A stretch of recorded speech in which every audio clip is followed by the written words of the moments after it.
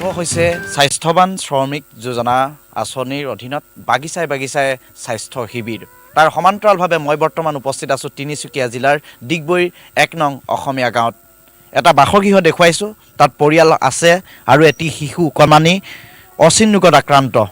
আৰু তেওঁলোকে কেনেধৰণে সহায় বিচাৰি গৈছিলে বা চৰকাৰৰ পৰা কি সহায় বিচাৰিছিলে এই বিষয়ে পাতিবলৈ যত্ন কৰিম। প্ৰথমতে তেওঁৰ দেউতাক আছে, এই কণমানিগৰাকীৰ দেউতাক আছে, দেউতাকৰ কাষলৈ যাব বিচাৰিছোঁ। কণমানিগৰাকীৰ বয়স কিমান, নামটো আৰু কি ৰোগত আক্ৰান্ত হৈছে, কেনেধৰণে চৰকাৰৰ পৰা সহায় বিচাৰি গৈছিল?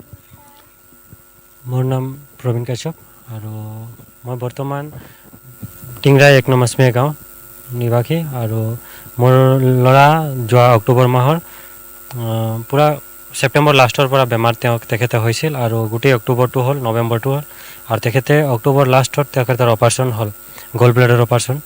আৰু আমি কিছু টকা অভাৱৰ কাৰণে আমি MLA ছাৰৰ ওচৰত গৈছিলোঁ আৰু কিন্তু বহুত আশা লৈ গৈছিলোঁ যে স্থানীয় আমাৰ MLA আছে আৰু বিগত সময়ছোৱা যি ভোটৰ যি কুপনবিলাক ঘৰে ঘৰে বাটিবলৈ যোৱা হয় না, আৰু দিলীপ দা আগতে বহুতখিনি আমাক সহায় কৰি আছিল আৰু তেখেতৰ কথা শুনি আৰু মই